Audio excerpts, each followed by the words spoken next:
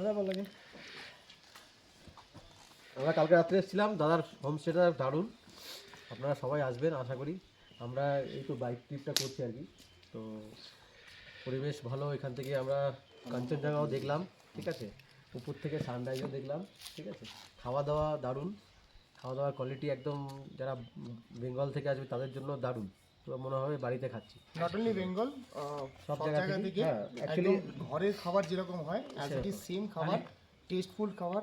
আর প্রতিটা সুরেন্দ্রদার item একদম নিজে, একদম সোমেনদার নিজে দাঁড়িয়ে থেকে সব কিছু সার্ভিস দেয়। ইভেন একটা কথা কি, এই পরিবেশটা হচ্ছে সব থেকে বড় জিনিস। এইখানে এত সুন্দর পরিবেশ, এই পরিবেশটা হচ্ছে সব থেকে মনোরম দৃশ্য। আর এইখানে এই হোমস্টেতে আসলে পরে সব থেকে আর একটা বেনিফিট হচ্ছে, সামনে একটা গার্ডেন টাইপের আছে এখানে। এই গার্ডেন থেকে পুরো কাঞ্চনজঙ্ঘা সরাসরি দেখা যায়, যেটা আমরা স্লিপিং বুদ্ধা বলে আমরা জানি। অ্যাজ ইট ইজ সেম জিনিস, সেম এইখান থেকে সব পুরোপুরি একদম পুরো প্রকৃতির কাছ থেকে একদম দেখতে পাবে।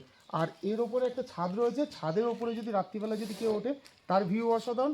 ইভেন সঙ্গে সঙ্গে সকালবেলা ভোরবেলা উঠতে হবে, ভোরবেলা উঠলে পরে তাহলে তুমি দেখতে পাবে সূর্য যখন উঠছে, তখন ওই দৃশ্য দেখলে পরে এখানে এই ভিউ পয়েন্টের উপর আর এখানে ঋষভে আর কোনো ভিউ পয়েন্ট আমার নজরে পড়েনি। Thank you. সুরেন্দ্রদা, আমাদের একটা ছবি তুলে